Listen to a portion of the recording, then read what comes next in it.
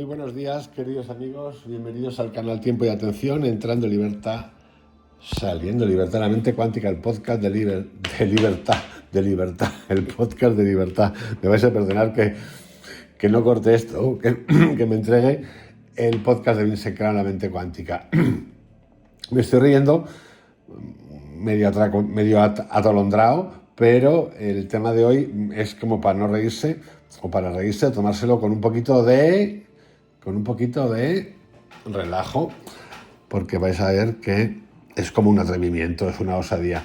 Llevaba unos meses pensando, bueno, sabéis que llevo tiempo haciendo audios y vídeos, incluso pertenecen a podcast, acerca de personajes religiosos potentísimos, como es Jesús, como es Buda, incluso Mahoma, tal, y otros, y estoy conjugando lo que cuentan los textos sagrados, lo que dicen intérpretes que son expertos en traducciones de los textos sagrados y cosas que pienso después de leer los textos. Y se me ocurrió hace 2 meses cómo sería hacer un retrato más que un relato, un retrato a través de la neurociencia de personajes históricos como estos.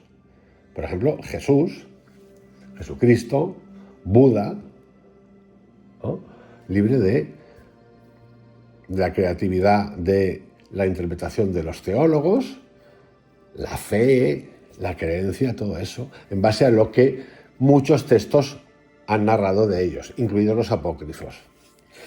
También, por ejemplo, de Yogananda, también de Osho, hay varios ahí, los tengo preparados todos. Entonces digo, pues nada, voy a atreverme y lo voy a hacer. Y por eso me estaba riendo, nada más empezar, porque lo que viene es interesantísimo. Por lo menos a mí me parece interesante. El título de hoy es El cerebro de Jesús. Neurociencia, compasión y conciencia en el límite del dolor. Y para ello, como he dicho, voy a utilizar mucho de lo que cuenta la neurociencia. De todas esas cosas que hablamos aquí cada día, que yo ya no diferencio lo espiritual de lo cotidiano, está integrado todo el tiempo. No hay más allá, es todo el tiempo ser. Incluso en el acto de morir, en el acto del después de morir, es ser. Ser aquí y ahora, estamos aquí y ahora todo el tiempo.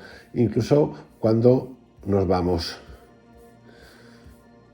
Yo por lo menos lo percibo así, lo siento así. No voy a decir que lo creo así, porque más que creer es una sensación de que lo vivo así. Y por supuesto que habrá sorpresas, obvio, normal, como en la vida, como en la vibración, como en la frecuencia, y ahí está nuestro desafío a la hora de entregarnos. Dicho esto, 3 minutos y 20 de introducción para entrar en este retrato de una biografía neuronal de Jesucristo. Pensar en Jesucristo, desde la neurociencia, puede parecer a primera vista un ejercicio imposible, sobre todo porque partimos de la base de que no hay pruebas de que existió, ni tampoco Buda. Punto. Pruebas reales no hay. Que si lo contaron, que si lo narraron, que si era por voz seguida, lo que tú quieras, pruebas no hay. Y con esto no estoy ninguneando nada, simplemente estoy diciendo que pruebas no hay. A mí algunos de los mensajes de Cristo contados en algunos evangelios me parecen fascinantes y los de Buda ni os cuento. Lo que surgió después, que se hizo muy grande, tampoco os cuento. Entonces, parece un ejercicio imposible, pero para mí no lo es. El personaje está saturado de interpretaciones teológicas, políticas, simbólicas, y cualquier intento de objetivarlo parece un sacrilegio o una reducción. Pero la ciencia contemporánea nos ha obligado a revisar la manera en que entendemos lo humano. El cerebro ya no es solo una masa biológica, es el escenario donde la historia, la cultura y la conciencia se entrelazan en un mismo circuito de energía. Para hacer esto, si estuviese vivo, tendríamos que pedirle permiso. Hay un libro muy famoso de un psicólogo, un grupo de psicólogos, en realidad creo que son 10 de Estados Unidos, que hicieron un retrato, en varios libros, tiene publicados 2, creo, acerca de los líderes políticos del país, y entre ellos el que está ahora ahí, liándola, y claro, obviamente lo cuentan, es un retrato, un perfil psicológico, neurológico, en base a lo que observamos. Para hacerlo de verdad tendríamos que tener el permiso y actuar sobre esa persona, cosa que no puede ser. Jesucristo en principio no está aquí y ahora, aunque sí que esté, pero no está porque hace tiempo que ocurrió. Por lo tanto, nos vamos a tomar muchas licencias. El cerebro ya no es solo una masa biológica, es el escenario donde la historia, la cultura y la conciencia se entrelazan en un mismo circuito de energía. Y cuando observamos a Jesús bajo esta luz, lo que emerge no es un mito ni un dogma, sino una arquitectura mental, concreta, un modo de operar dentro del mundo que dejó huella neurológica en nosotros, en la especie humana. El propósito de este estudio no es demostrar ni la divinidad ni negar la fe. Es describir con las herramientas de la neurociencia, la psicología y la antropología cómo pudo funcionar la mente de una persona, de un individuo que transformó el comportamiento de millones de personas sin escribir una sola línea propia. Recordar, Buda no escribe nada, Jesucristo tampoco escribe nada. Un hombre que en un entorno brutal desarrolló una forma de regulación emocional, lenguaje simbólico y conciencia moral tan singular que su resonancia cruzó siglos y civilizaciones. Para este análisis he utilizado 3 ejes de referencia. El primer eje es las fuentes arqueológicas e históricas, que sitúan a Jesús en el norte de Israel, entre Galilea y Judea, dentro de la estructura social y política del Imperio Romano. 2. El conocimiento neurocientífico actual, que permite comprender los efectos del estrés, la compasión, el ayuno, el lenguaje y la persuasión moral sobre la mente humana. Y 3. La inferencia razonada, aplicada allí donde la historia calla para conectar conductas y contextos con patrones cerebrales verificables. No se trata aquí, no trato en ningún momento de hacer teología, no me interesa, sino de realizar una biografía neuronal. Observar cómo los mecanismos del cerebro social, lingüístico y emocional pudieron organizar la mente de aquel hombre. Y por qué su manera de percibir, hablar y reaccionar ante el dolor generó una estructura cultural que aún hoy modela nuestras emociones colectivas. Toda figura fundadora de religiones, vamos a llamarlas así, Buda, Jesús, filosóficas, Sócrates, acaba convirtiéndose en símbolo. Y un símbolo no es una idea abstracta, es un patrón neuronal compartido. El cerebro humano, al recordar, no distingue entre imagen mítica y experiencia emocional. De eso hemos hablado ya en el canal muchísimo. El cerebro humano no distingue entre imagen mítica y experiencia emocional.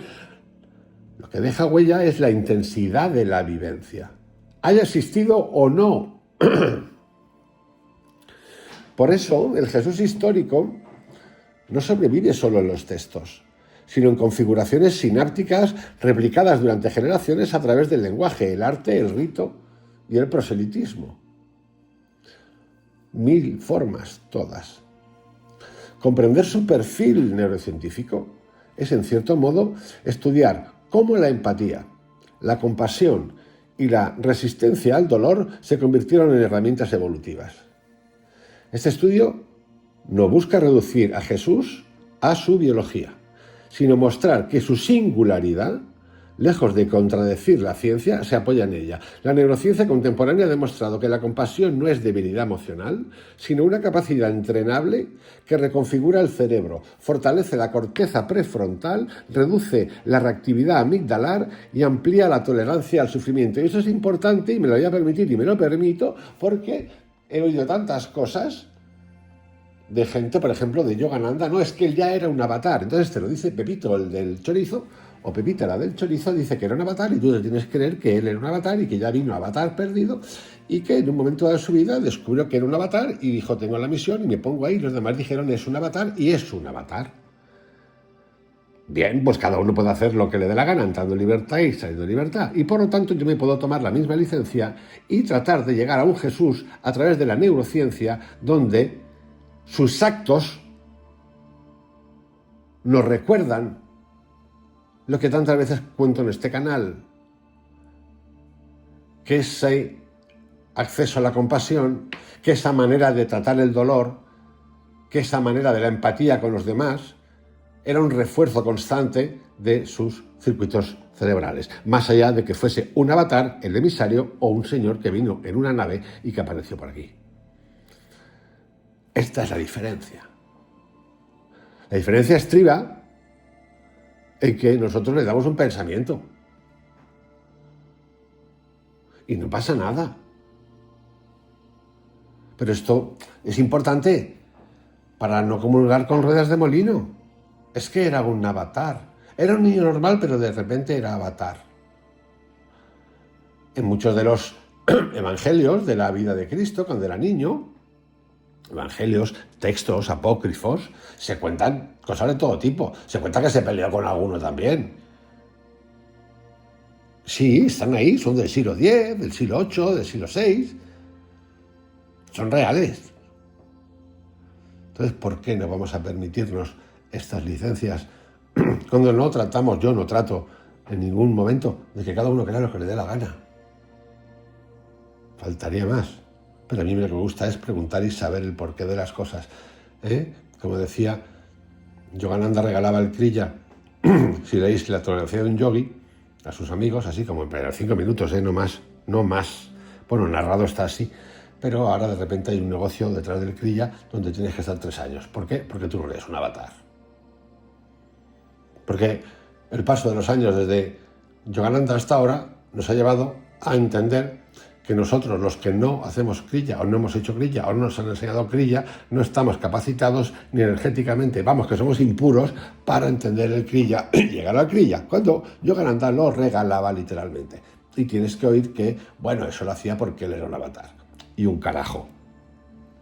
Así de claro. Y un carajo.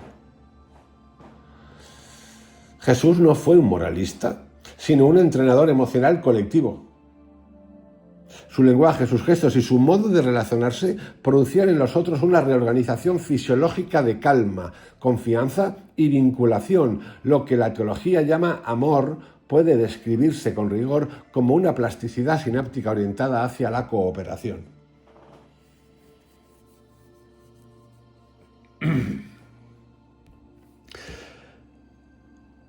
La consciencia compasiva como arquitectura cerebral.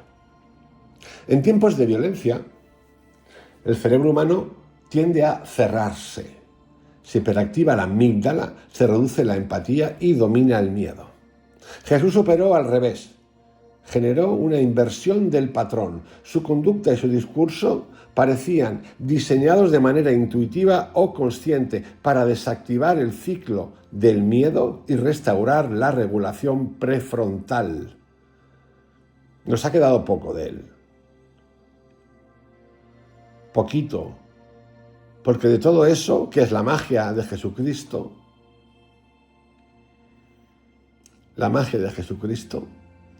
lo que nos ha quedado es el dolor y la ceguera de los que maltrataron el mensaje de Jesucristo y lo siguen maltratando.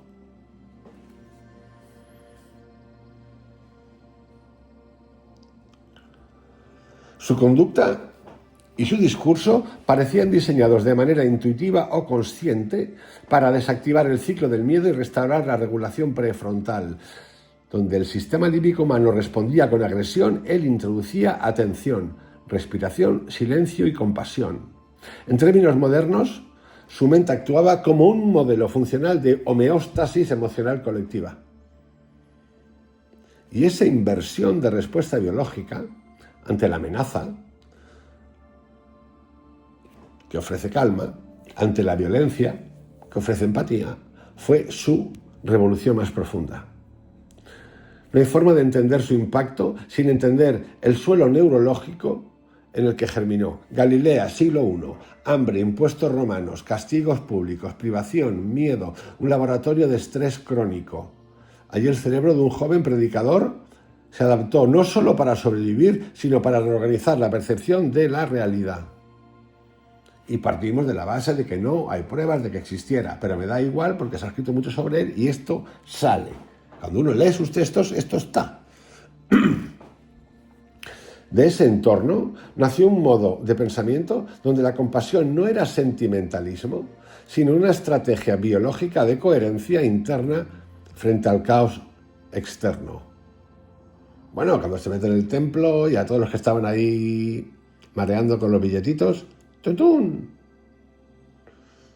Bueno, fijaros lo que es hoy el sistema, una máquina de recaudar almas y billetes.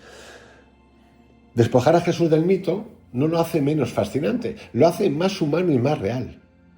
Si fue capaz de sostener una visión coherente de amor y perdón en medio de la tortura, la pobreza y la humillación, eso no requiere magia, requiere un cerebro extraordinariamente entrenado en atención, en regulación y en resiliencia.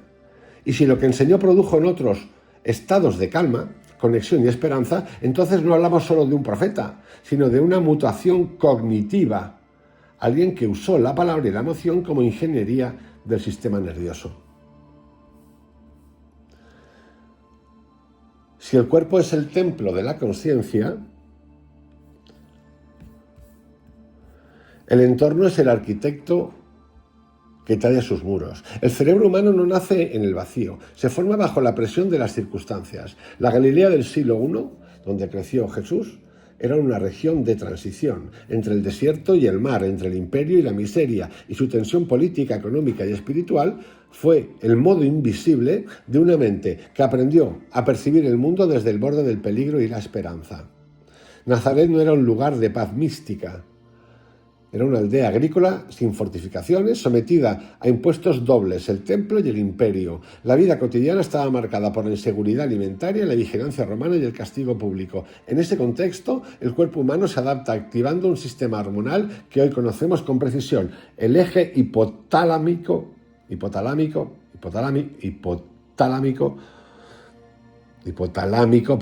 pituitario adrenal.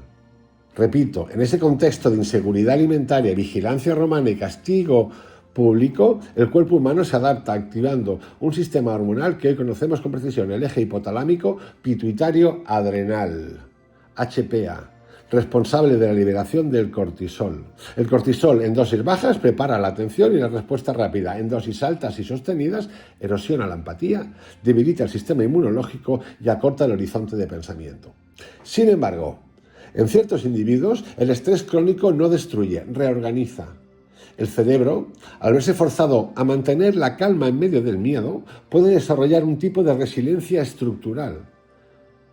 Estudios hechos en los últimos años sobre el liderazgo compasivo en entornos de guerra muestran que algunos sujetos, una minoría, desarrollan una respuesta inversa, activan el control prefrontal, inhiben la amígdala y logran mantener la percepción de propósito sin derrumbarse emocionalmente.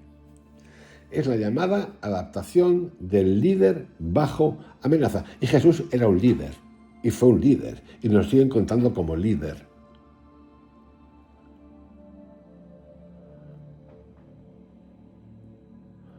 Claro, los que hablan de él como líder, que son líderes políticos y religiosos, tendrían que hacerse ver las historias, empezando por el Vaticano, aunque esté ahora el nuevo que parece más abierto, pero no sé si abierto de qué. La mujer, llegada de la mujer, bueno, no hablemos ya del otro lado, cómo interpretan los evangelios Jesucristo, que es un terror.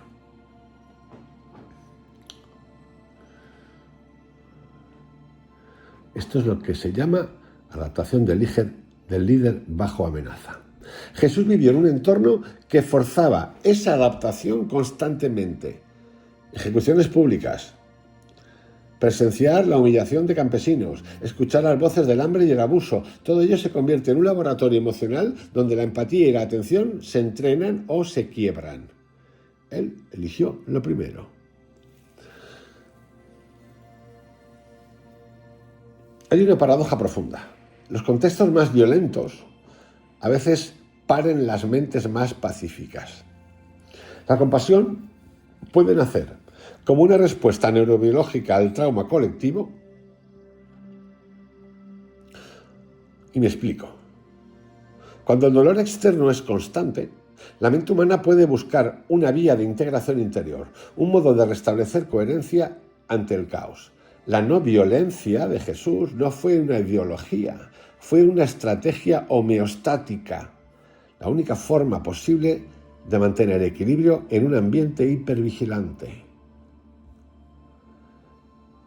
Su exposición temprana al sufrimiento en una comunidad empobrecida, observando la desigualdad y el castigo, habría activado repetidamente los circuitos empáticos: ínsula anterior, corteza cingulada, regiones parietales involucradas en resonancia corporal. Pero lo relevante no fue la activación, sino la regulación posterior. La mayoría de las personas sometidas a este estímulo continuo desarrollan respuestas de anestesia emocional o agresividad defensiva. Jesús, en cambio, desarrolló lo opuesto, una empatía no reactiva, una compasión lúcida, sostenida por control de arriba, abajo, prefrontal. Esto sería la versión que nos han contado la no violencia de Jesús. Si no, entendemos una mierda más. Esta es la parte de la ciencia que, acercándose a ese personaje, ese Jesús histórico, nos habla de cómo debería o cómo era, cómo funcionaba. Es decir, aprendió a sentir sin quebrarse. Qué necesario esto para todos nosotros hoy en día, para todos. Repito, aprendió a sentir sin quebrarse. Entramos ahora en lo que podríamos denominar el estrés social y la plasticidad moral. El estrés colectivo modifica la moral de la comunidad. Cuando el peligro es constante, el cerebro se orienta hacia la supervivencia individual y tiende a justificar la crueldad por autodefensa. Más número de degenerados y degenerados por metro cuadrado. Producto de, y sí, más cosas chungas ocurren. Más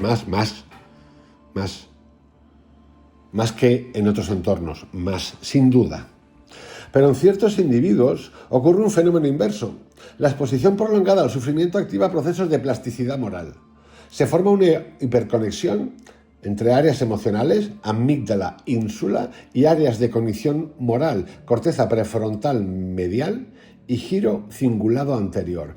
Esa plasticidad genera una hipersensibilidad al daño ajeno acompañada de una fuerte necesidad de reparación simbólica. Es el origen neurobiológico de lo que hoy llamamos vocación compasiva. A nosotros que nos encanta poner nombrecitos, vocación compasiva. Pero en Jesús hay pocos. En Jesús, este patrón parece haberse expresado con claridad. No buscó escapar del mundo, como hacían muchos ascetas de su tiempo, montañas, etcétera, sino que no pasa nada, cada uno que haga lo que quiera, pero él no se escapó, sino transformarlo desde la interacción social. Era participativo. Y lo otro vale, por supuesto que vale, si no hay, aunque yo haya usado esa palabra no se escaparon, quizá un poco no tendenciosamente, lo cierto es que Jesús era un ser social. Y los místicos que se retiran a las montañas, a sus meditaciones, a sus potencias vibracionales, no son seres de participación social, aunque luego a través de textos podamos hacer lo que queramos. Pero Krishnamurti también habla mucho de esto. No creía en el apartamiento a la cueva, ni en el monacato antisexual, porque era un pecado, por lo visto. Se renuncia a. Otro ejemplo. Esa diferencia, la de la interacción social, es decisiva. Su espiritualidad fue extrovertida. No era espiritualidad, como nos la han contado siempre, era energía, conocimiento, atención, vibración y lo que le queráis poner. extrovertida, tipo Antonio Danelo, extrovertida, y tuvo sus momentos de silencio que los vamos a ver porque este post de hoy va a ser largo. Orientada a sanar el tejido colectivo, no a huir del dolor individual. La compasión, en su cerebro, funcionaba como un mecanismo de reorganización del estrés social, una respuesta correctiva al colapso de empatía del entorno. El norte de Israel, especialmente Galilea, era un cruce de culturas, hebreo y arameo, en lo religioso, griego koiné en lo comercial y el latín como lengua del poder. Quien vivía allí desarrollaba un bilingüismo natural, aunque limitado. El bilingüismo funcional está asociado hoy a una mayor necesidad de materia gris en regiones del córtex prefrontal y cingulado, áreas vinculadas a la inhibición y el cambio de foco atencional. En otras palabras, el simple hecho de pensar en dos lenguas estimula la flexibilidad cognitiva. Es probable que Jesús, desde joven, alternara registros y adaptara sus discursos su discurso a distintos públicos, campesinos arameoparlantes, funcionarios con vocabulario griego, peregrinos mixtos. Esa gimnasia mental no solo amplía el lenguaje, entrena la empatía cognitiva, la capacidad de comprender marcos mentales distintos.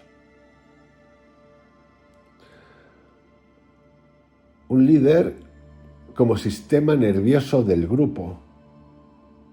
Las multitudes no piensan, sienten, en red.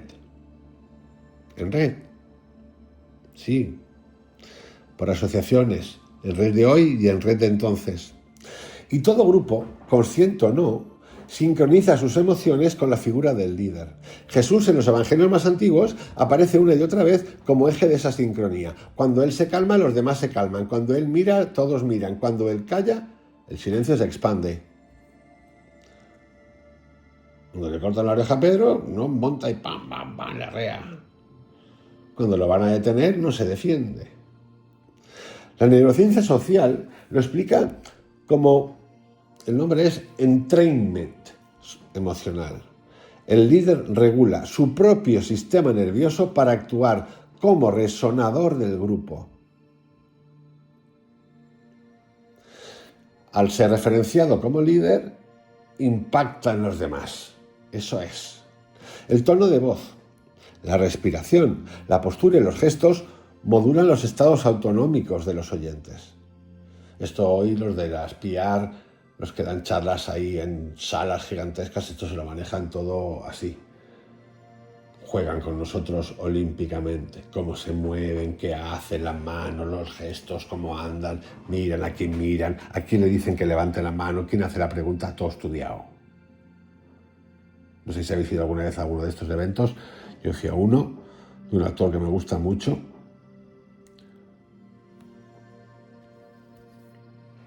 Puig Alonso, creo que es, Mario Puig Alonso, que me encanta, como cuenta, no es que me fascine, y fui porque quería ver qué pasaba ahí, todo estudiado.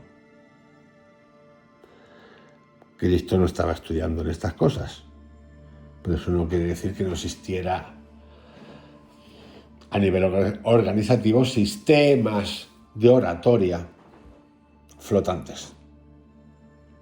Es plausible, pero yo a Jesús esto no se lo otorgo como entrenamiento. Es plausible que Jesús, gracias a su entrenamiento en oración y ayuno, hubiese desarrollado un sistema nervioso vagal capaz de emitir señales de seguridad incluso bajo la amenaza.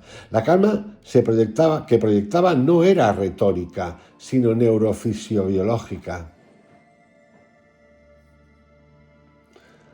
Nada de esto, habría sido posible sin la dureza del entorno. Fue la fricción, no la paz, lo que talló su mente. El estrés de Galilea no generó un predicador del miedo, sino un reprogramador del miedo.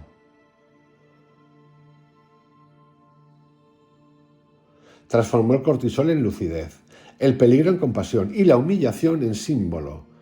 En términos neurológicos, el medio no lo rompió, lo calibró. Y de ese calibrado surgió una conciencia que al hablar activaba en otros el mismo patrón. Atención, calma, empatía, propósito. No sirvió de mucho, por cierto, visto lo visto, cómo ha acabado esta historia. ese Jesús que nos cuentan, no lo conoce nada más que ellos. Porque el otro Jesús, el potente, el que estoy narrando de alguna manera aquí hoy, hablaba de otras cosas. El lenguaje no es solo una herramienta para describir el mundo, es la matriz que lo crea. La palabra es el verbo, decía. Cada palabra que pronunciamos reorganiza el cerebro de quien la escucha. Las frases que Jesús articuló, breves, rítmicas, ambiguas y cargadas de simbolismo, parecen diseñadas para actuar directamente sobre los mecanismos cognitivos más profundos de la mente humana. Si la biología del estrés moldeó su resiliencia, el poder de su palabra moldeó la percepción colectiva. La parábola es una máquina de empatía. En ella el mensaje no se impone, se infiltra. Desde el punto de vista neurológico, cuando alguien escucha una historia, se activa un conjunto de redes cerebrales distribuidas, frontales, temporales, parietales, que replican la experiencia descrita. El cerebro no distingue con claridad entre oír y vivir un relato. Las mismas áreas sensoriomotoras se encienden, como si la historia estuviera ocurriendo en el cuerpo del oyente. Jesús utilizaba esa plasticidad narrativa con una precisión casi quirúrgica. En lugar de razonar como un filósofo o dictar normas como un legislador, introducía dilemas morales dentro de imágenes vívidas. Un sembrador, una oveja perdida, un hijo que se va y que regresa. Esas escenas activaban simultáneamente la memoria episódica, la empatía corporal y la cognición moral, permitiendo que el oyente no solo comprendiera el mensaje, sino que lo encarnara. Comprender, tengo dudas, pero vamos a pasarlo. En neurociencia del lenguaje, se sabe que la metáfora encarna lo abstracto en lo sensorial. Cuando decimos una idea luminosa o un corazón duro, el cerebro activa las mismas regiones que procesa la luz o la dureza física. Jesús construyó su discurso sobre esta arquitectura, hablando del reino como una semilla, de la fe como un grano de mostaza, del perdón como una deuda perdonada. Cada imagen traduce lo invisible en lo tangible. Esa es la esencia del pensamiento analógico y probablemente su rasgo más cognitivo, más potente. La parábola no solo comunicaba, reconfiguraba la moral. La ciencia cognitiva moral actual, especialmente los trabajos de Joshua Green y de Antonio Damasio, demuestra que los juicios éticos se originan en redes emocionales rápidas y solo después son racionalizados. Jesús adelantó 2 milenios a esa comprensión. No apelaba al razonamiento lógico, sino al impacto emocional estructurado. La historia del buen samaritano, por ejemplo, no expone una tesis moral, desmantela un prejuicio visceral. El oyente se identifica primero con el herido, luego con el indiferente y al final con el extranjero compasivo. El cerebro se ve forzado a reorganizar su jerarquía de empatía. En términos neuronales, ese tránsito activa la ínsula anterior, resonancia con el dolor ajeno, el córtex cingulado, evaluación moral y finalmente la corteza prefrontal medial, integración del juicio. El relato no enseña, reprograma. Y ese proceso ocurre sin coerción, sin dogma, dentro de la arquitectura natural de la emoción humana. Jesús vivía en un mundo oral, donde el texto, donde oral me refiero de mucha oralidad, donde el texto escrito era privilegio de pocos. El poder del mensaje dependía de la memorización, mnemotecnia auditiva.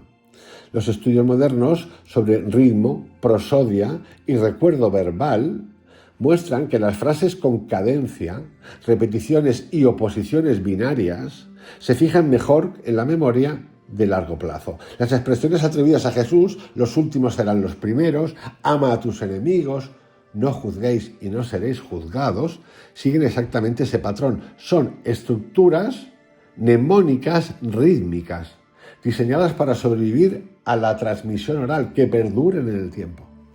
A eso se suma el bilingüismo arameo-griego, que aportó flexibilidad semántica. Cada palabra, al traducirse, adquiría matices nuevos.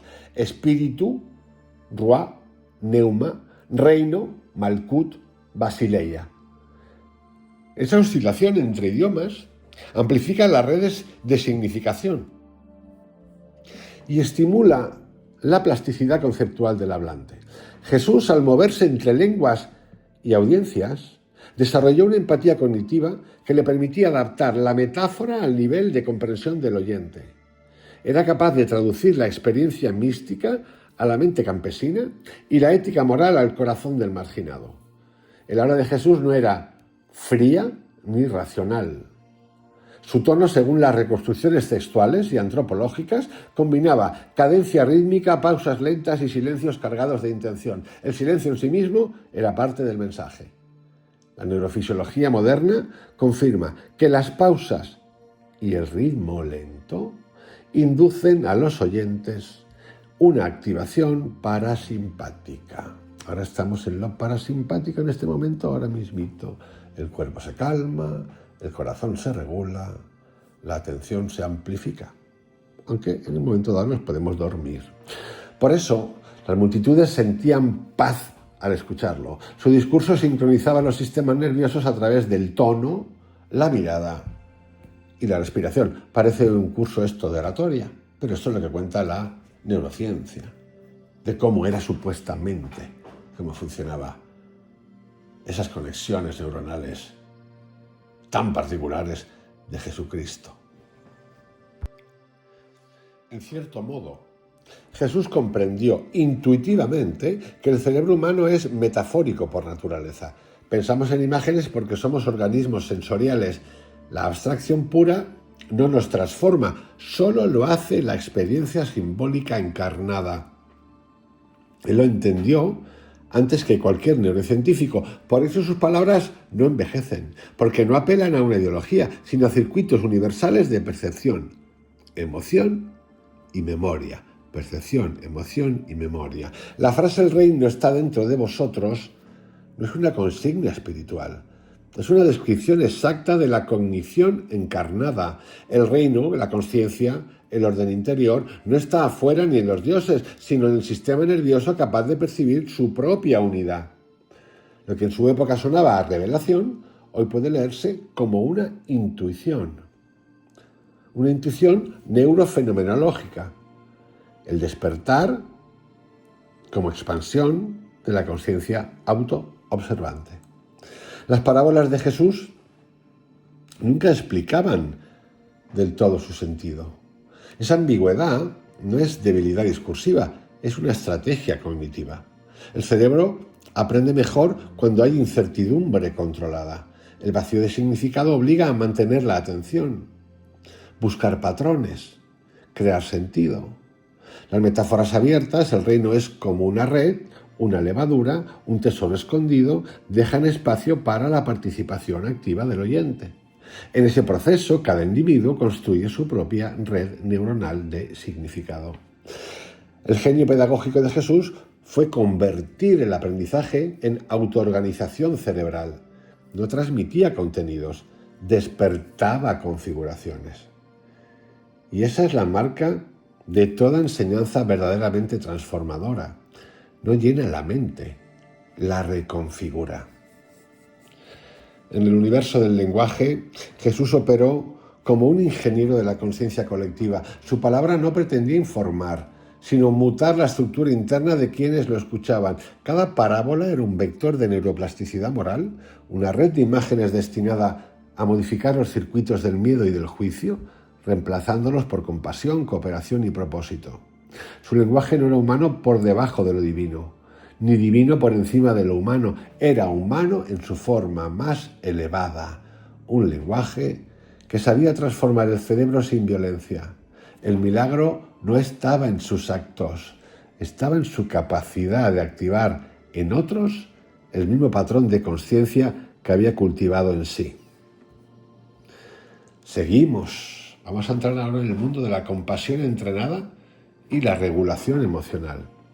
Si la palabra de Jesús transformaba la mente de sus oyentes, la compasión transformaba la suya.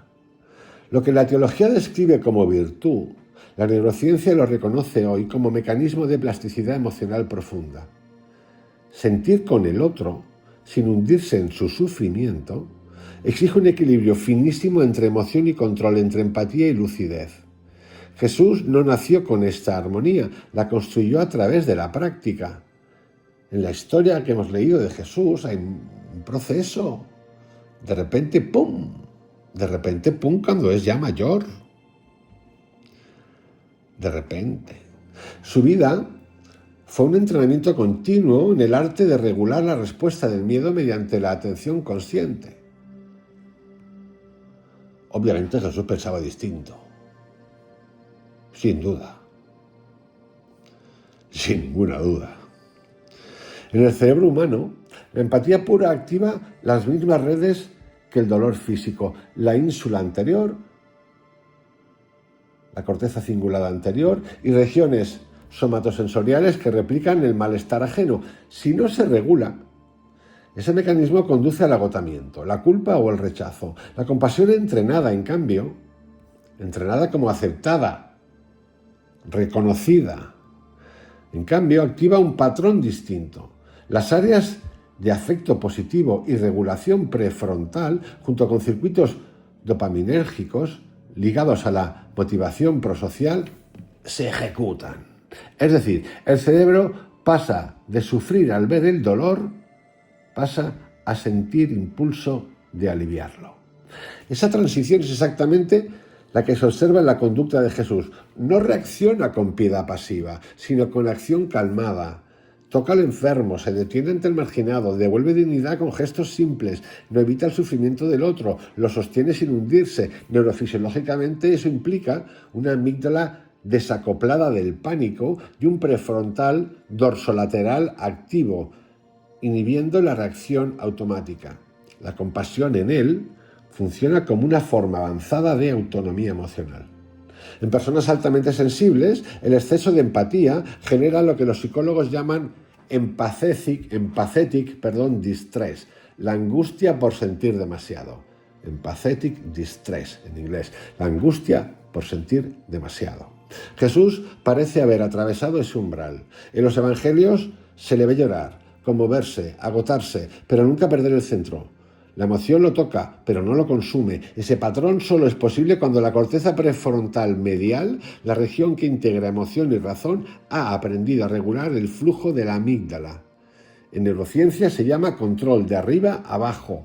La mente consciente modula la tormenta límbica. Hoy sabemos, gracias a estudios con meditadores tibetanos, que esta capacidad puede adquirirse con años de práctica. La compasión prolongada fortalece la conectividad entre las redes prefrontales y la ínsula y genera una sincronía gamma que refleja coherencia entre emoción, cognición y atención. Jesús no disponía de laboratorios ni de resonancias magnéticas, pero su conducta muestra el mismo resultado que observamos en quienes meditan con pasión miles de horas: claridad emocional, calma ante la amenaza y altruismo espontáneo. Perdonar, y hablamos ahora, vamos a meternos en la fisiología del perdón, muy presente en la vida, la historia de Jesucristo. Perdonar no es un acto moral, es un acto neurobiológico de desactivación. Fijaros qué potentes son estas cosas. Son potentes. Hablamos de moral, pero fijaros dónde nos vamos. Al acto neurobiológico, pero es que antes del acto neurobiológico está lo que hablamos tantas veces, la atención a que la conciencia de tu vibración. Cuando el cerebro mantiene un recuerdo doloroso, las redes del miedo lo reencienden cada vez que se evoca.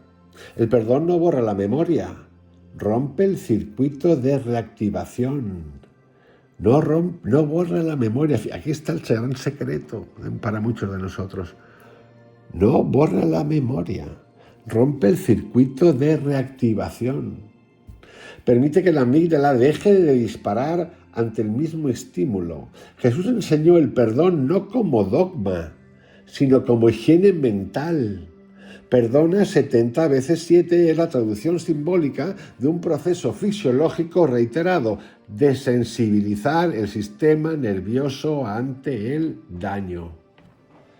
Perdonar 70 veces 7. Ahora empezamos a entender esto. Ah, amigos, menos mal. Fijaros que la ciencia funciona, ¿eh? Desensibilizar el sistema nervioso ante el daño. No borro la memoria. Rompo el circuito de reactivación. Los péndulos de los que hablo aquí.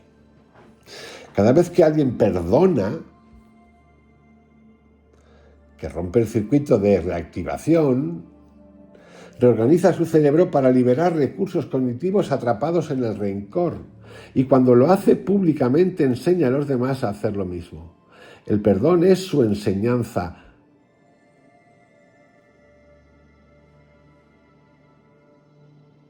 Pero no es su misión, no fue su misión. Fue una forma de reprogramar el dolor colectivo. En términos neurocognitivos, es un ejercicio de reencuadre emocional, en inglés se llama reappraisal, donde el evento traumático se interpreta desde un plano más amplio de significado, neutralizando su carga tóxica. La cruz, vista desde esa perspectiva, es la metáfora máxima del reencuadre emocional humano, del reappraisal humano. Convertir la humillación en sentido, el sufrimiento en enseñanza, la muerte en símbolo de liberación. Aquí es donde podríamos empezar a entender qué significaba esto.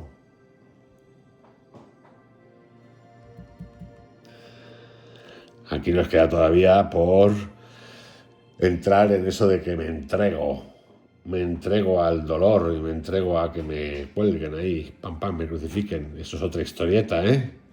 Llegaremos. Todo cerebro, mejor dicho, busca reducir el sufrimiento. Pero Jesús parece haber entendido que no se elimina evitándolo, sino integrándolo. La evitación constante del dolor activa los mismos circuitos que la ansiedad. En cambio, enfrentarlo con atención plena, sin lucha ni resistencia, genera una liberación de endorfinas y serotonina, modulando el dolor físico y emocional. Por eso, en los relatos, su serenidad frente a la tortura no suena inhumana, sino extremadamente fisiológica. Es decir, no suena extraña. La aceptación en Jesucristo atenúa la percepción sensorial. La mente que no se resiste sufre menos, aunque el cuerpo grite. Estamos en extremos totales, porque ¿cuánto podemos aguantar de dolor de estos niveles, ¿no? O cuánto otras personas del mundo, muchísimas personas del mundo, muchísimos millones de personas del mundo han sufrido dolores de este tipo, sumisiones de este tipo. Esa capacidad no es mística, es neurológica. La aceptación consciente desactiva el sistema de predicción del dolor, reduciendo la ampliación cortical del sufrimiento. Es decir, acorta la amplificación. En su cerebro, la práctica prolongada de entrega y confianza habría transformado la percepción misma del estímulo nocivo. El dolor seguía ahí, pero no generaba el mismo eco. El sistema nervioso humano es contagioso. La compasión como contagio neuroemocional. Las emociones se sincronizan mediante microseñales, tono, respiración, microexpresiones. Jesús, al mantener coherencia interna, proyectaba calma a través de esos canales invisibles.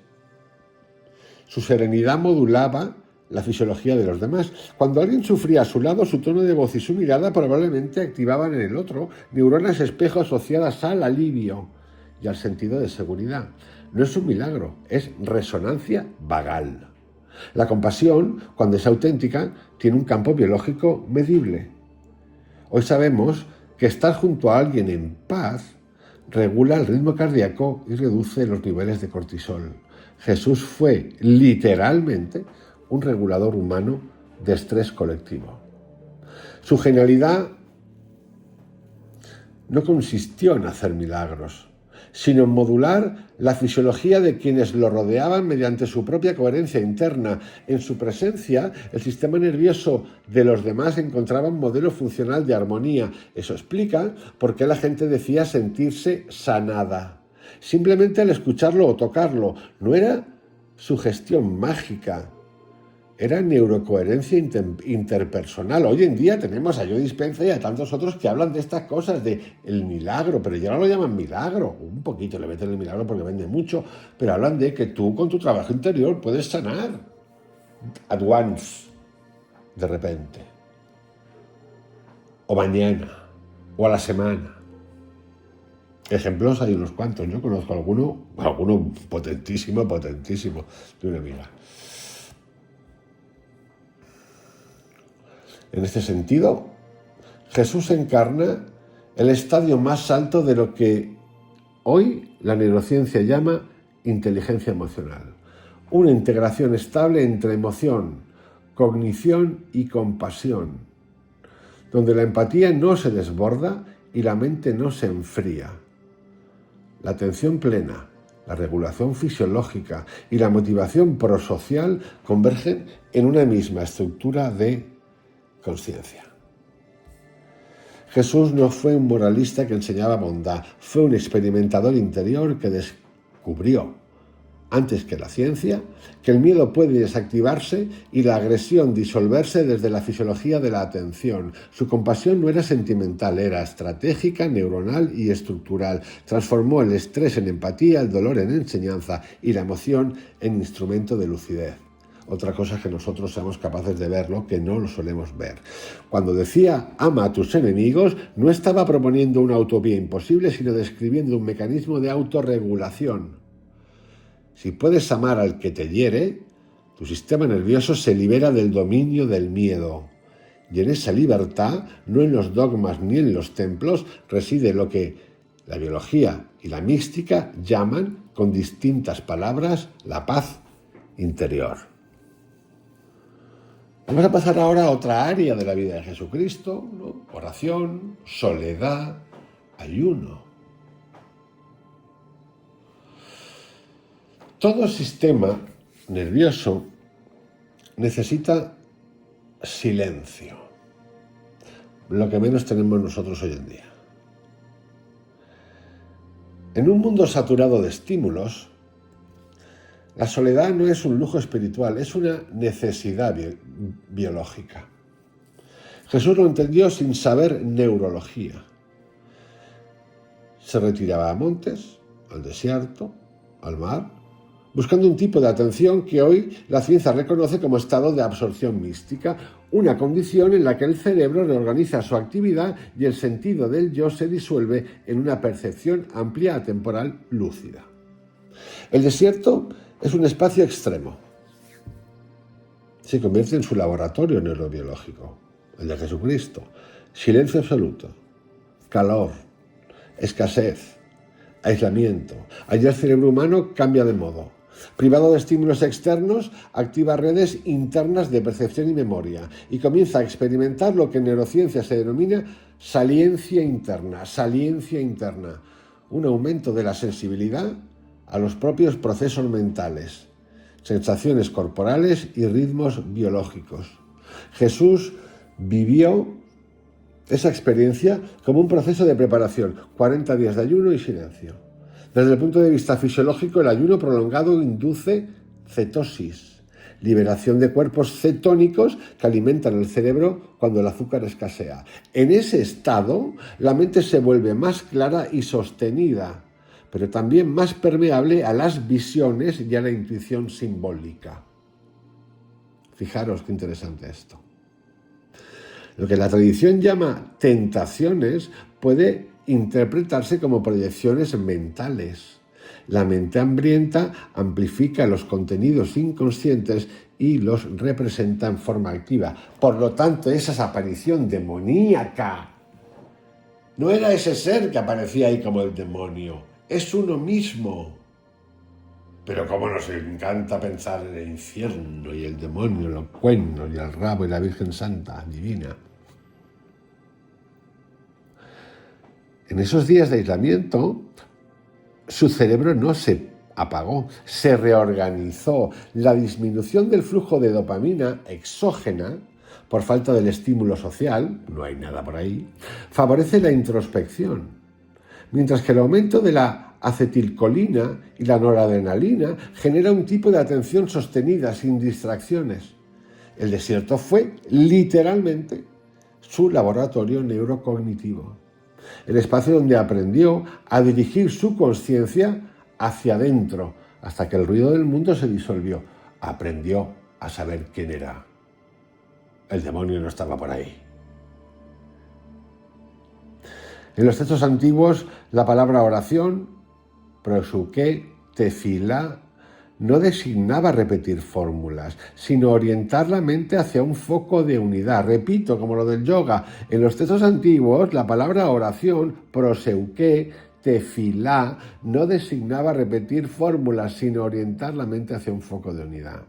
Jesús oraba solo, con respiración profunda y mirada suspendida, durante largas horas. La neurociencia moderna ha demostrado que la repetición rítmica de palabras o pensamientos, ya sean mantras, rezos o respiraciones conscientes, produce un patrón de coherencia entre corazón y cerebro, disminuye la frecuencia cardíaca, sincroniza ondas alfa y zeta y activa el nervio vago. Pero aquí hay que añadirle además que sin la atención, la conciencia de tu vibración, que es lo que a Jesucristo le pasó en el desierto, si no, Jesucristo podría haber vuelto, el demonio está por ahí persiguiéndonos, nos quiere matar a todos.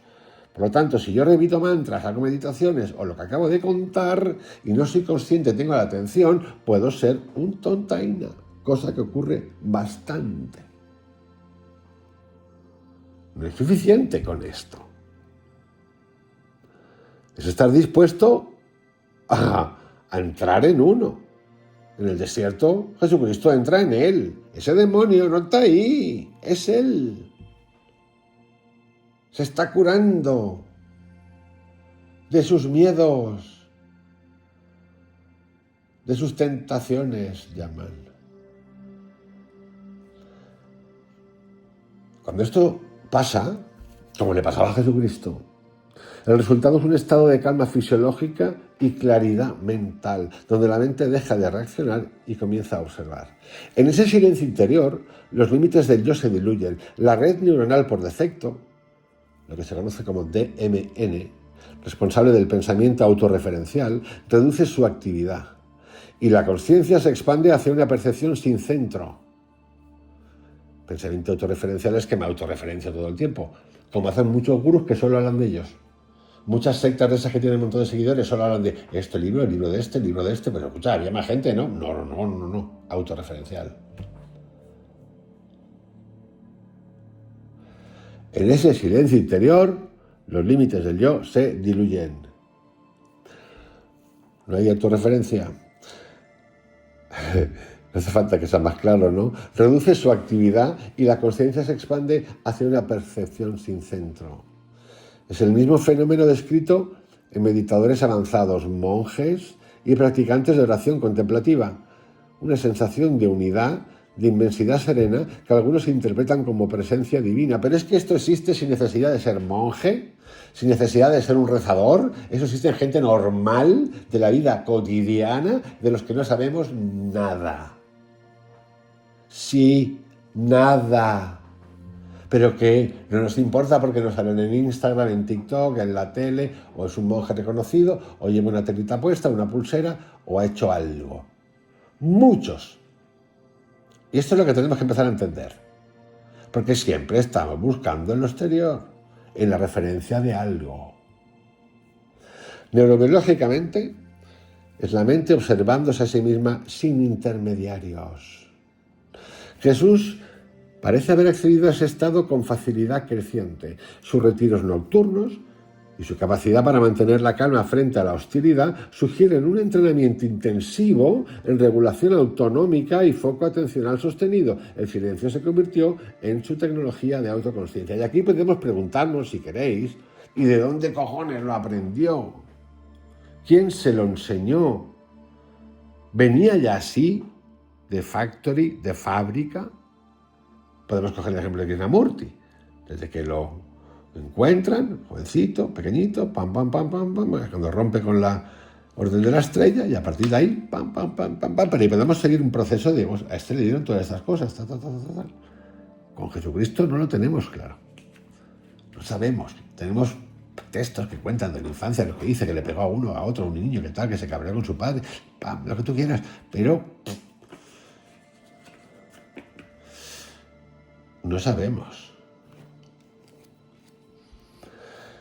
Vamos ahora a la parte del ayuno, tan de moda ahora, ¿no?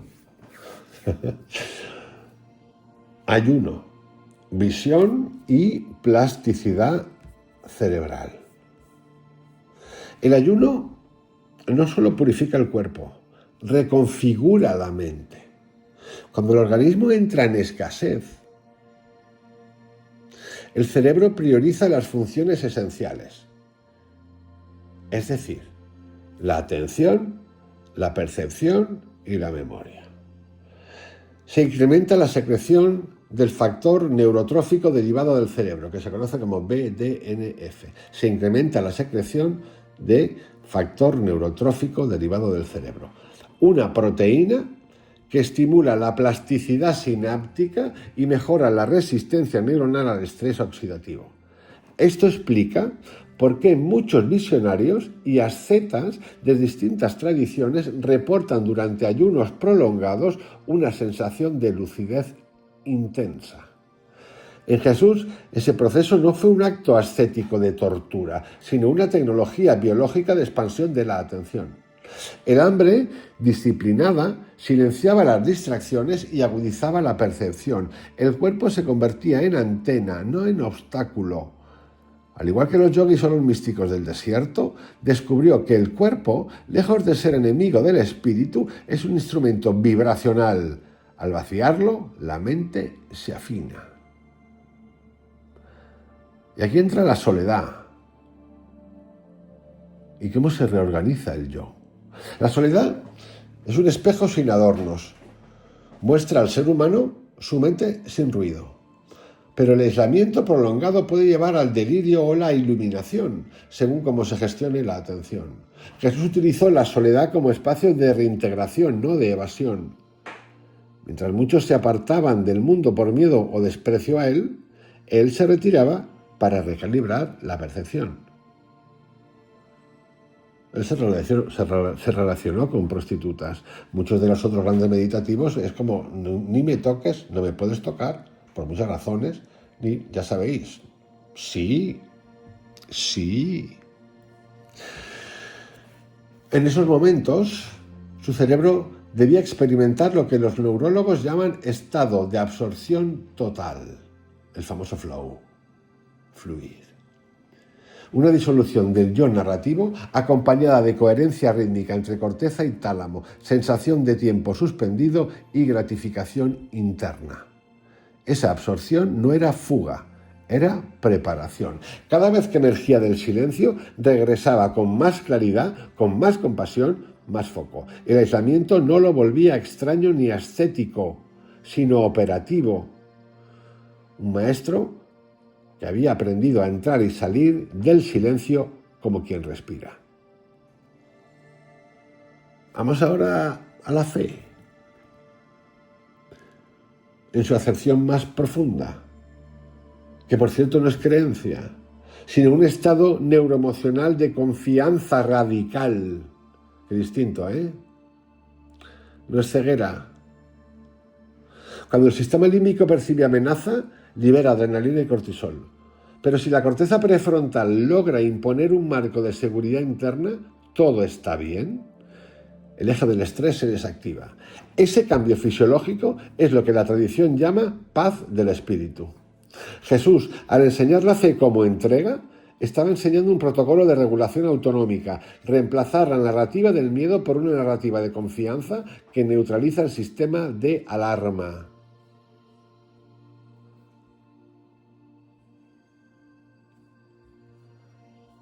Repito, la fe, en su acepción más profunda, no es una creencia, sino un estado neuroemocional de confianza radical.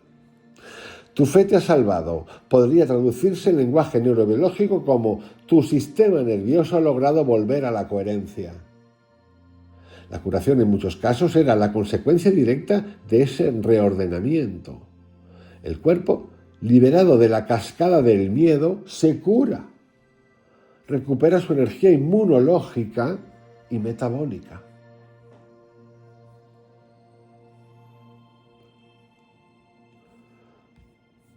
Todo un mundo por descubrir.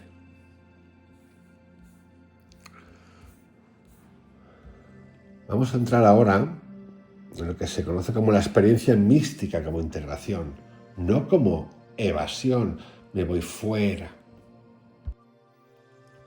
Entender la absorción mística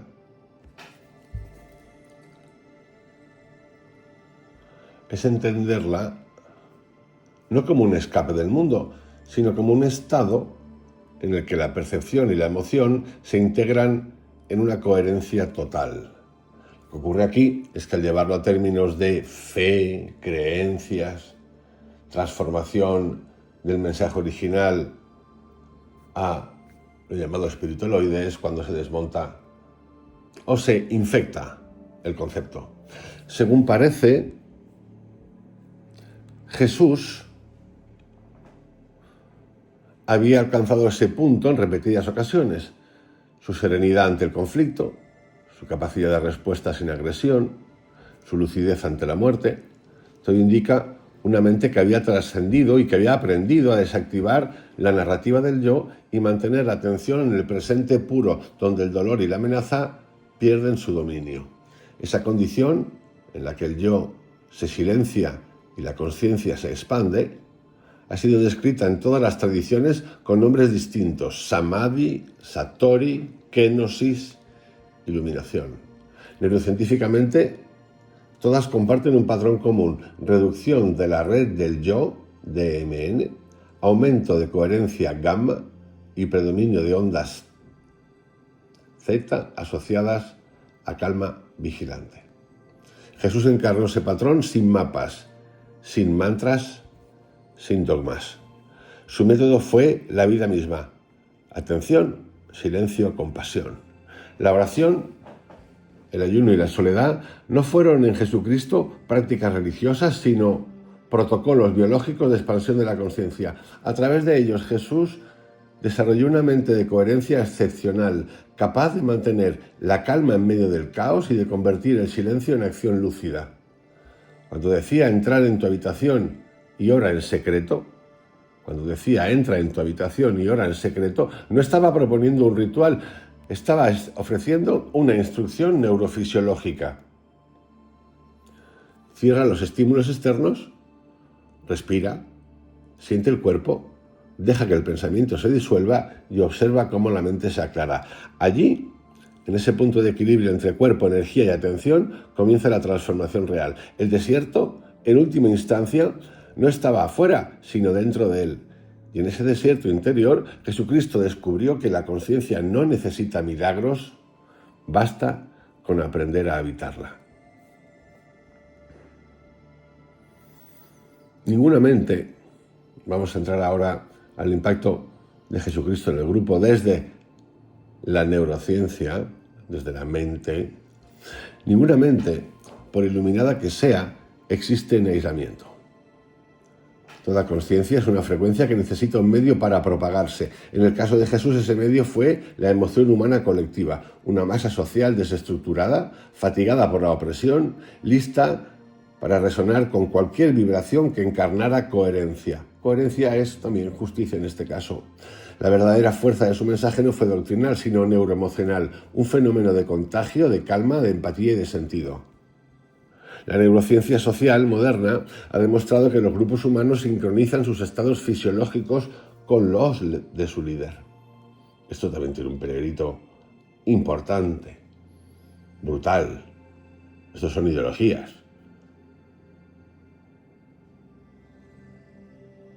Importante. El tono de voz, la mirada, la cadencia de la respiración y el lenguaje corporal actúan como señales que modifican el sistema nervioso de los oyentes. Cuando un líder transmite miedo, la amígdala colectiva se activa. Cuando transmite calma y propósito, el grupo experimenta una regulación vagal compartida. Jesús, según los relatos más antiguos, hablaba poco, pausadamente y con silencios que contenían más energía que palabras. Esa forma de comunicación ralentiza el ritmo cardíaco y estimula las ondas alfa en el cerebro de los oyentes, generando un campo de atención expandida, no persuadida por lógica ni por volumen, sino por coherencia fisiológica. Su sistema nervioso era el regulador del grupo. Los evangelios describen cómo las multitudes quedaban en silencio o sentían paz tras escucharlo. Es la misma respuesta que hoy se registra en experimentos de sincronía biológica. La frecuencia cardíaca, la conductancia de la piel y el ritmo respiratorio de un grupo tienden a alinearse con los del líder emocionalmente estable. Jesús, sin saberlo, practicaba biorresonancia colectiva. Su serenidad se convertía en señal de seguridad para el cerebro social de los demás.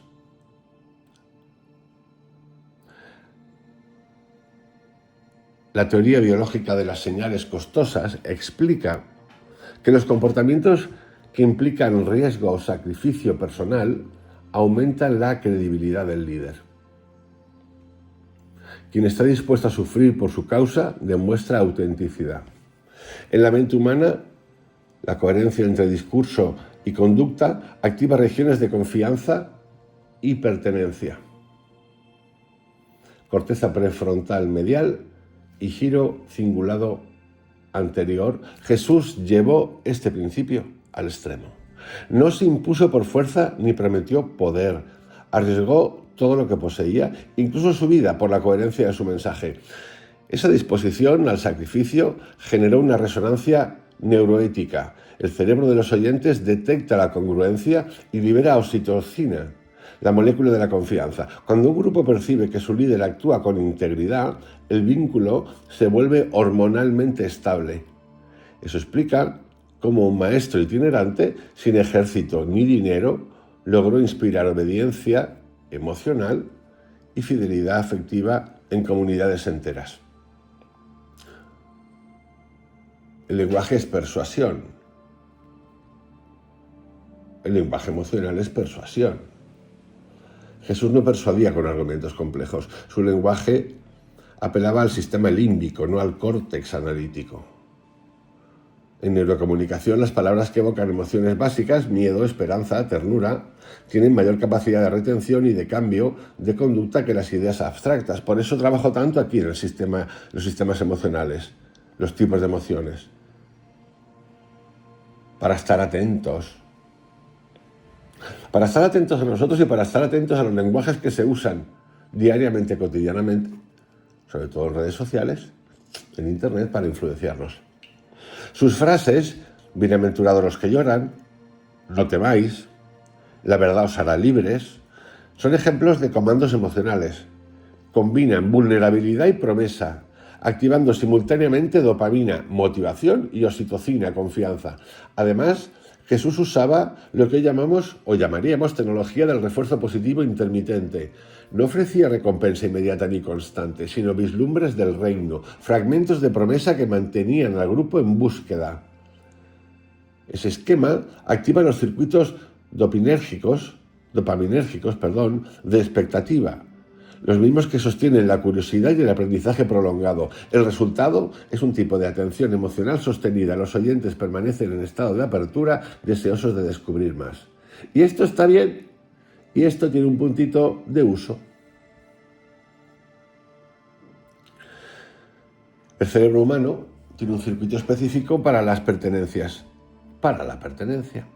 El sistema de recompensa social, compuesto por el núcleo accumbens, la amígdala y el córtex orbitofrontal. Cuando sentimos que formamos parte de algo mayor, estos núcleos liberan dopamina y endorfinas, generando placer y motivación. Jesús no construyó templos, pero ofreció un sentimiento de pertenencia inmediata a los excluidos, prostitutas, enfermos, pobres, marginados. Les devolvió una identidad neuronal. Tú importas no por lo que tienes, sino por lo que eres. Ese simple mensaje reconfigura el sistema de autovalía del cerebro. Personas acostumbradas a la culpa, o a la vergüenza, o a la vergüenza, recibían por primera vez una señal opuesta, aceptación. En estudios contemporáneos sobre trauma se sabe que la mirada de aceptación activa la ínsula y el córtex prefrontal ventrometrial, regiones que reducen la sensación de amenaza y restauran el equilibrio del eje del estrés. Cuando Jesús miraba a alguien con ternura, no ofrecía consuelo simbólico, producía una respuesta neurobiológica de sanación.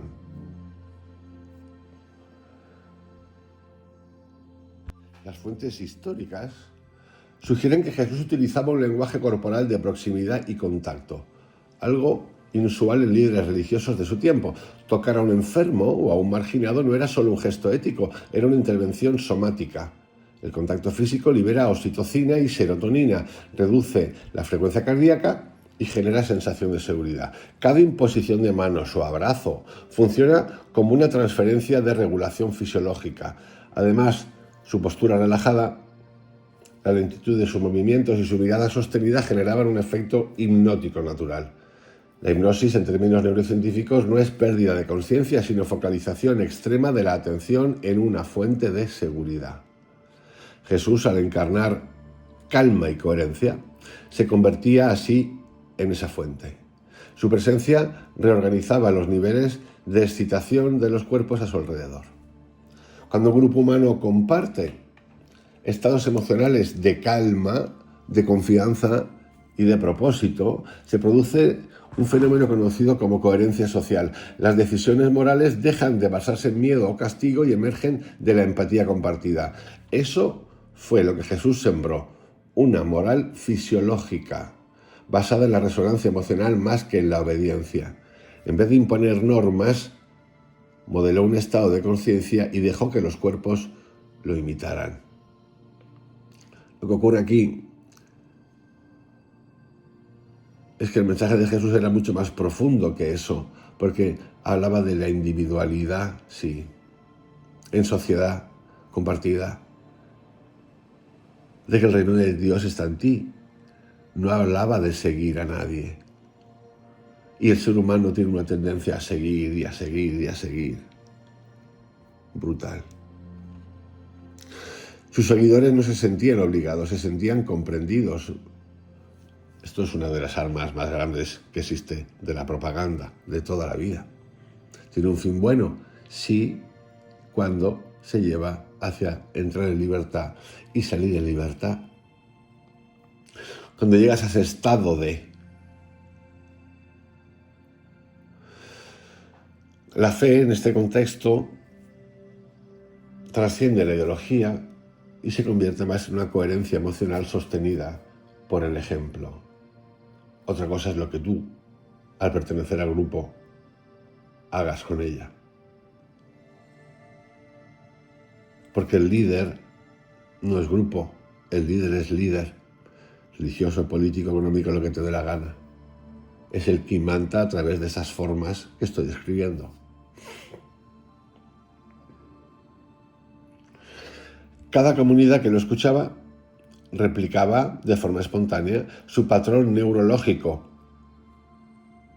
o tenía afinidad con el patrón neurológico, aunque había casos como que no, como el de Pedro, apóstol. Atención, calma, ternura y esperanza. Por eso el mensaje de Jesús está presente, pero no está practicado. Porque lo que se derivó después de Jesús no han sido sociedades de atención, calma, ternura y esperanza, sino de guerra total. Pero es cierto que ese fue el fundamento donde nació ese movimiento, que no fue por adoctrinamiento, eso vino después, sino por contagio de una coherencia. Encuentro un referente, pero Jesús era referente, los demás no somos referente, nos asociamos. Toda conducta humana necesita un horizonte. Cuando el cerebro carece de propósito, aumenta la actividad del sistema de amenaza. Cuando lo encuentra, se organiza. Jesús ofreció al pueblo, en sentido genérico, al pueblo de su zona, un sentido teleológico simple y poderoso. El reino no es una conquista externa, sino una transformación interna y por ende, después, colectiva. Pero no hemos de pensar en la transformación colectiva como hacemos siempre primero, sino anteriormente la interna. Ese cambio de foco, del poder al propósito, Activó los circuitos de motivación profunda, la dopamina de la esperanza, la serotonina de la pertenencia y la oxitocina de la unión. El resultado fue una comunidad biológicamente coherente, personas diversas compartiendo una frecuencia emocional de confianza. Así creció el cristianismo. Pero así han crecido muchos más. Luego vino lo que vino. Lo que en los textos se describe como milagros puede leerse como procesos colectivos de regulación y catarsis. El cuerpo que sana porque la mente ha recuperado su equilibrio a través de la emoción compartida. Y no pasa nada porque estamos moviendo energías. Alguien dirá, pues joder, esto es llevarlo todo a la ciencia. No, no es llevarlo a la ciencia, esto ocurre, es energía, vibración, frecuencia. Pero a nosotros nos encanta pensar y gustar en el milagro. Porque el milagro muchas veces nos evita tener que hacer cositas. Él me ha ayudado, ella me ha ayudado. Pero en realidad lo que ha ocurrido es un movimiento de energía, vibración y frecuencia. Pero nos encanta la dependencia.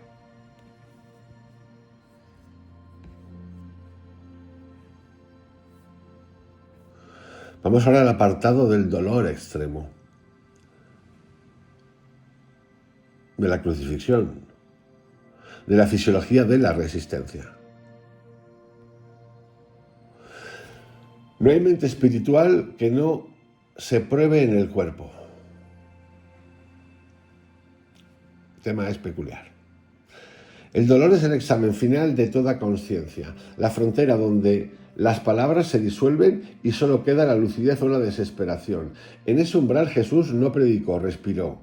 Su enseñanza se volvió pura fisiología. Cada movimiento, cada silencio, cada palabra breve que alcanzó a pronunciar colgado del madero fue una lección de neurociencia antes de que la ciencia existiera. La crucifixión romana era una tecnología de asfixia lenta.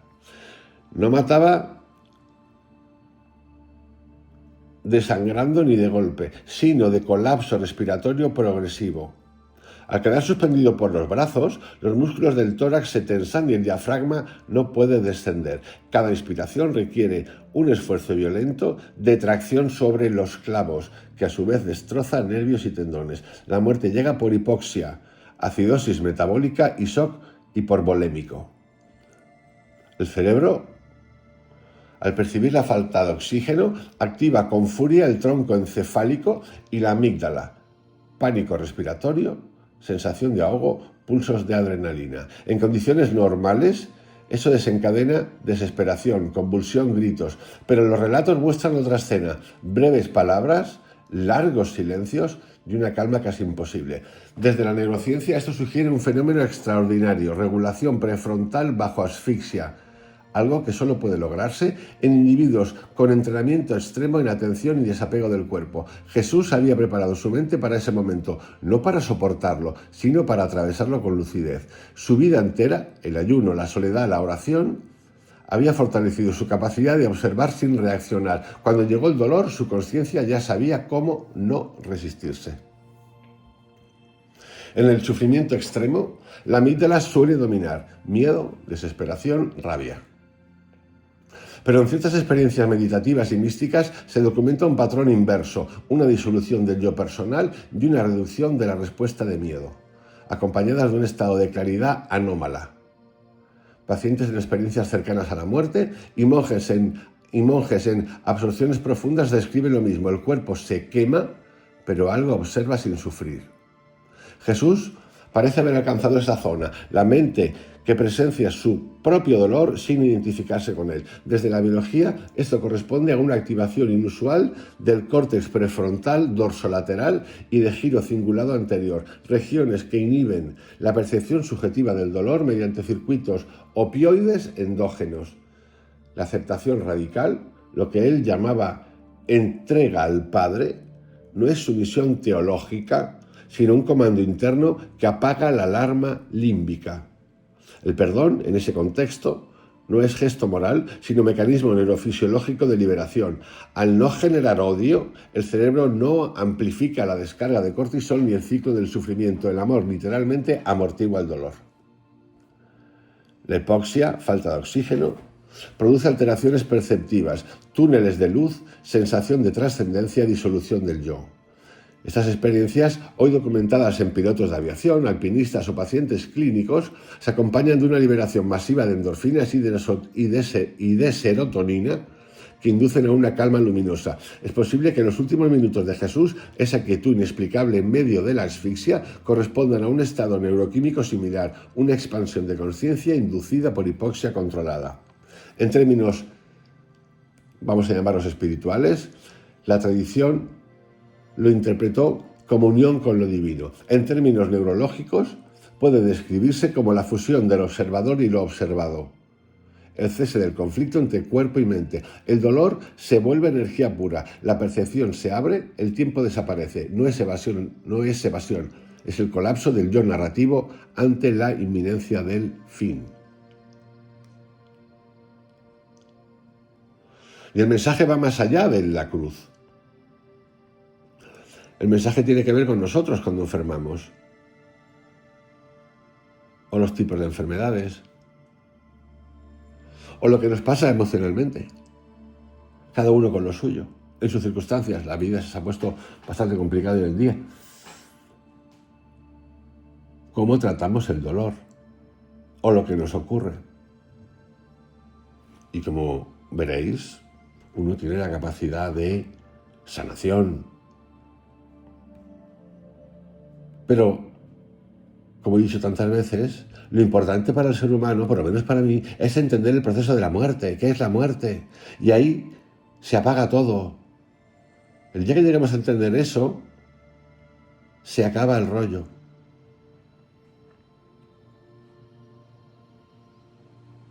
Porque ya no habrá miedo a la muerte.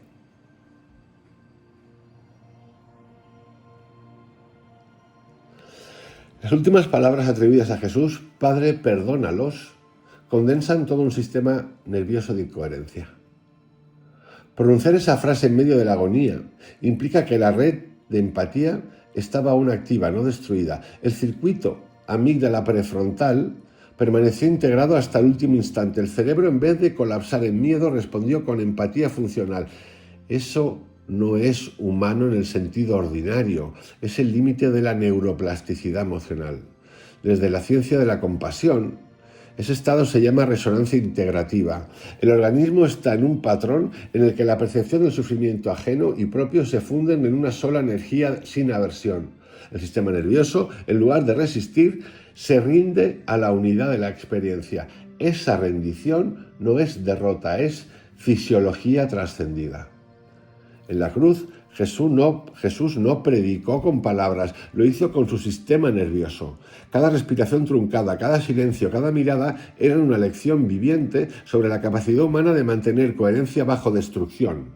Desde un punto de vista evolutivo, esa imagen, un hombre que no odia ni siquiera ante el dolor, se convirtió en un arquetipo biológico, el cuerpo que enseña a los demás cuerpos cómo resistir sin violencia. No hay contradicción entre ciencia y mito aquí. La crucifixión fue, simultáneamente, un trauma físico y una transmisión cultural de resiliencia. El cerebro colectivo que lo presenció grabó esa escena como un código moral y neuronal, la posibilidad de morir sin odio, de sufrir sin perder la compasión. Eso cambió para siempre la percepción del dolor en la cultura humana. Bueno, lo cambió en principio como concepto, porque nosotros seguimos ahí tratando de entender esto. Muchos siglos después se construyeron dogmas alrededor de ese momento, pero la esencia es simple. Jesucristo demostró que el dolor, cuando es observado desde la conciencia plena, pierde su poder de destrucción. Y esa enseñanza no pertenece a una religión, sino a la neurobiología más profunda del ser humano. Morir con atención, perdón y serenidad es una posibilidad fisiológica. Lo hace el bardo Tarot, el libro tibetano de los muertos. El cerebro también puede hacerlo. Hay registros de soldados, monjes, pacientes terminales que describen el mismo tránsito. La diferencia es que Jesús lo hizo públicamente, convirtiendo su muerte en un espejo para la especie. Pero esto tenéis unos documentales, uno de ellos que cuenta la historia de una señora, cáncer terminal, en el hospital de la Johns Hopkins, donde le dan psilocibina, le habían dado 2 meses o menos de vida, y vive esta experiencia, esta que estoy narrando ahora mismo, crística. ¿Y qué le pasa? ¿Y qué cuenta después? Se le va literalmente el miedo a la muerte.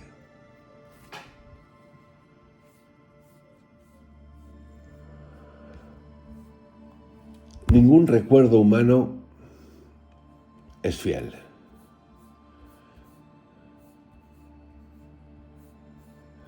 Ningún recuerdo humano es fiel. De hecho, 3 personas recordando algo, la cosa cambia. Cada vez que evocamos una experiencia, el cerebro la reconstruye, la edita y la regraba.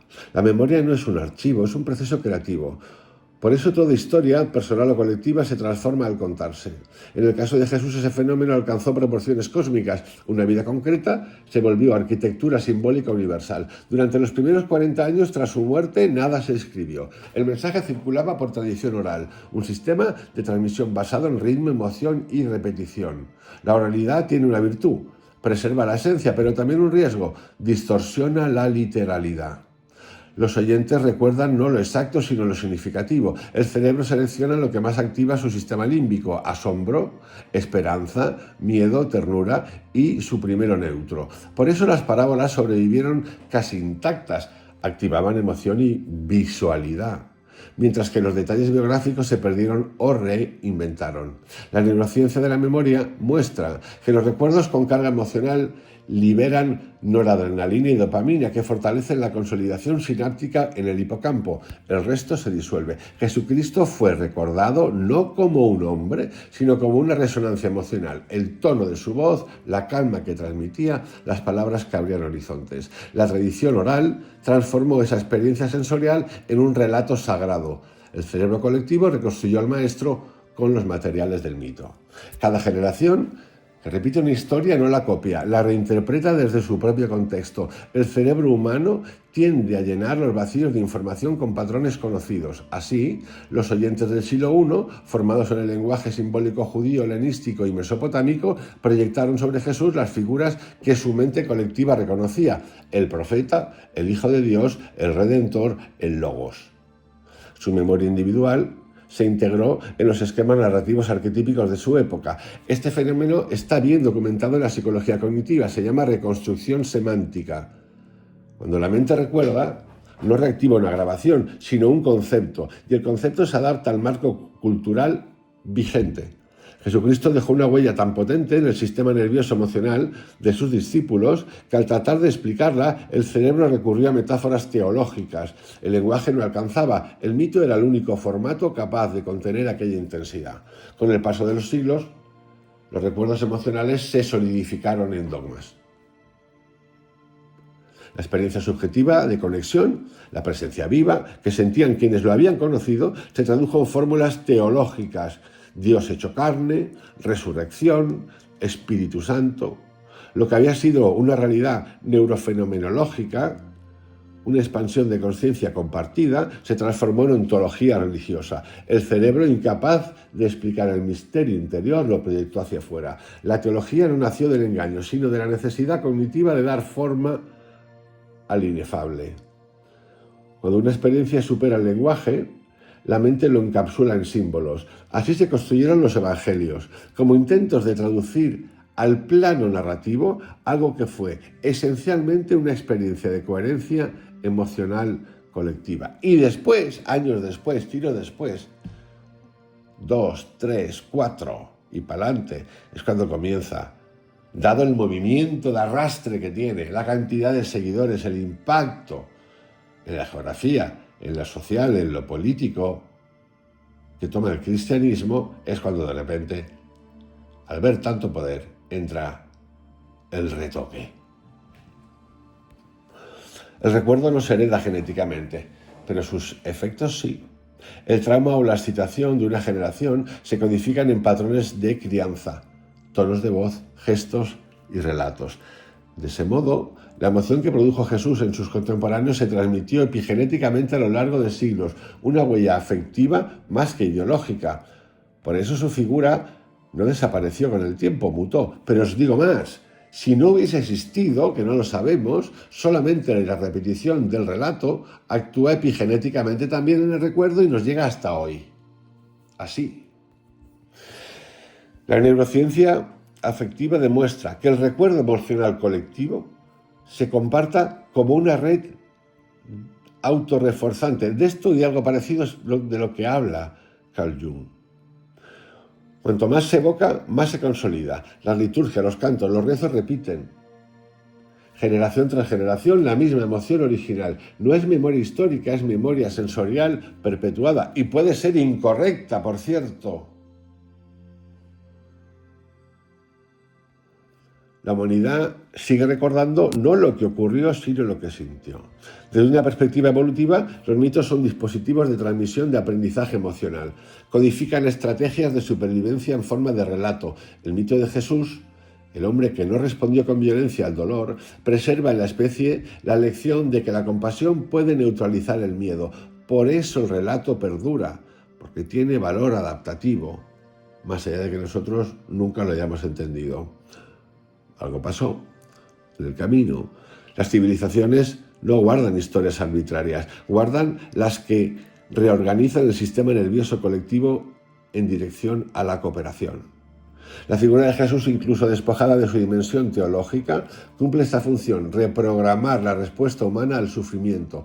Cada vez que se evoca su historia, el cerebro repite, aunque sea simbólicamente, el patrón original: calma, empatía, perdón. El mito es, por lo tanto, una forma de neuroplasticidad cultural. Por lo tanto, aquí podemos encontrar en esto que estoy contando acerca de Jesucristo el mismo relato acerca de lo que es el dolor y el sufrimiento que hablan los budistas. Exactamente igual. No todo lo que se recuerda de él ocurrió. Es más, no sabemos siquiera si existió. Y no todo lo que ocurrió se recuerda. Pero la distorsión no es traición, es el precio de la supervivencia simbólica. Si la mente humana hubiera conservado solo el dato histórico, el mensaje se habría extinguido con los testigos. Fue la exageración, la metáfora, el milagro lo que permitió preservar el núcleo emocional. El mito exagera para transmitir mejor la vibración original. El cerebro necesita drama, atentos, drama, para mantener la atención y emoción, para consolidar la enseñanza. Así, la historia que se vuelve leyenda y la leyenda se vuelve memoria colectiva. La pregunta no es si los evangelios son literalmente ciertos, una farsa o tocados o no, sino qué verdad emocional preservan. Y esa verdad, observable con resonancias magnéticas y estudios de comportamiento, es simple. El ser humano puede transformar el miedo en compasión, el dolor en lucidez y la muerte en entrega. Qué distinto de lo que cuentan y los que nos cuentan, ¿no? Esa es la huella de Jesús en la biología de la conciencia.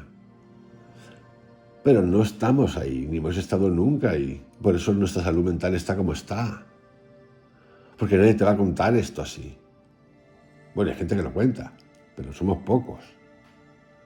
No importa si los milagros ocurrieron.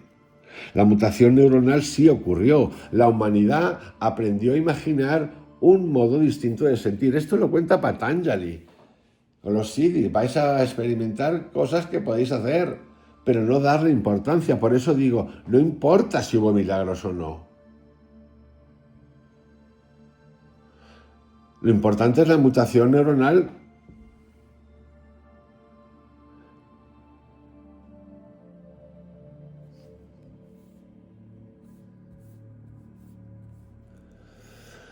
El lenguaje no solo describe la realidad, sino que la fabrica.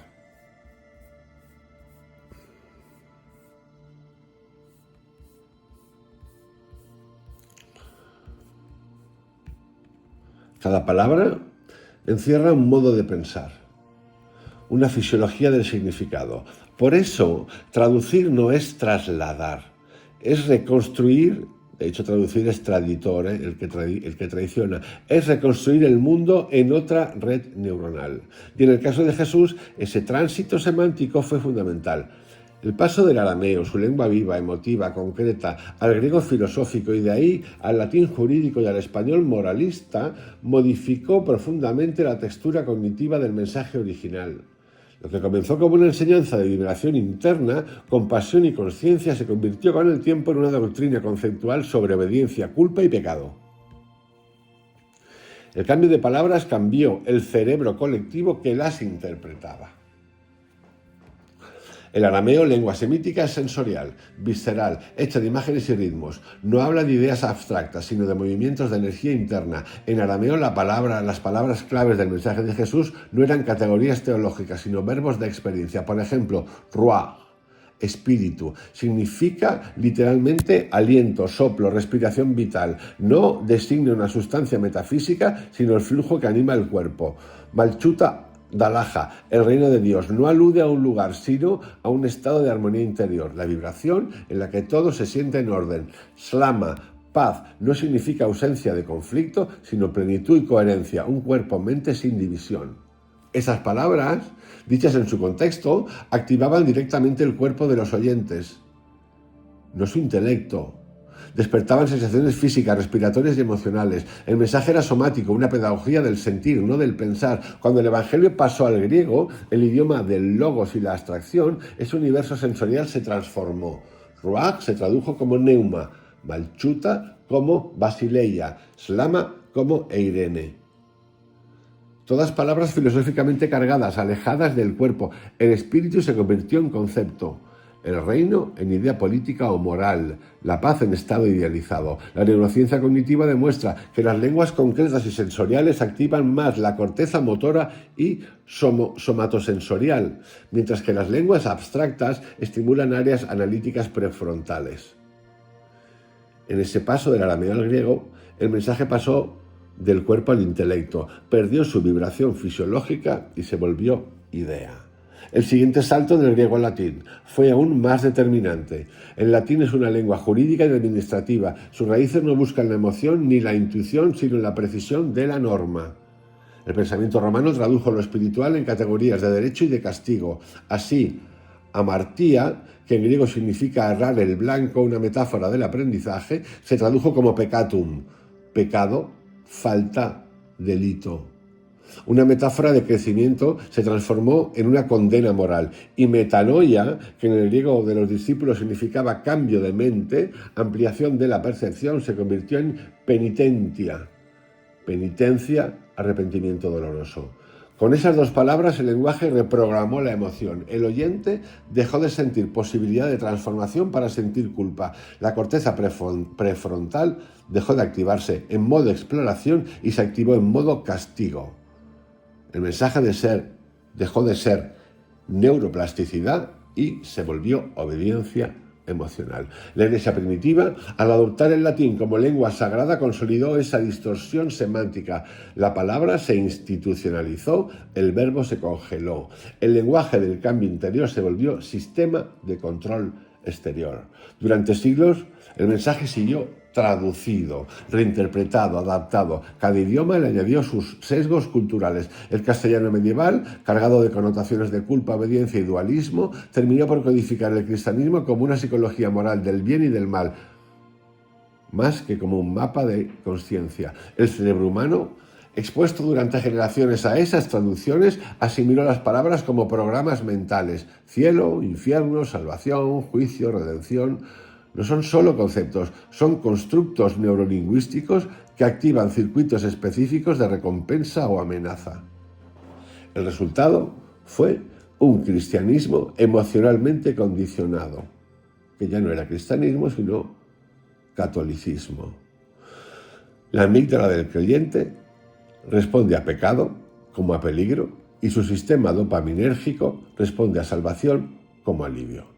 El lenguaje modeló el sistema nervioso colectivo y al hacerlo transformó una enseñanza de autorregulación consciente en una economía del miedo y la esperanza.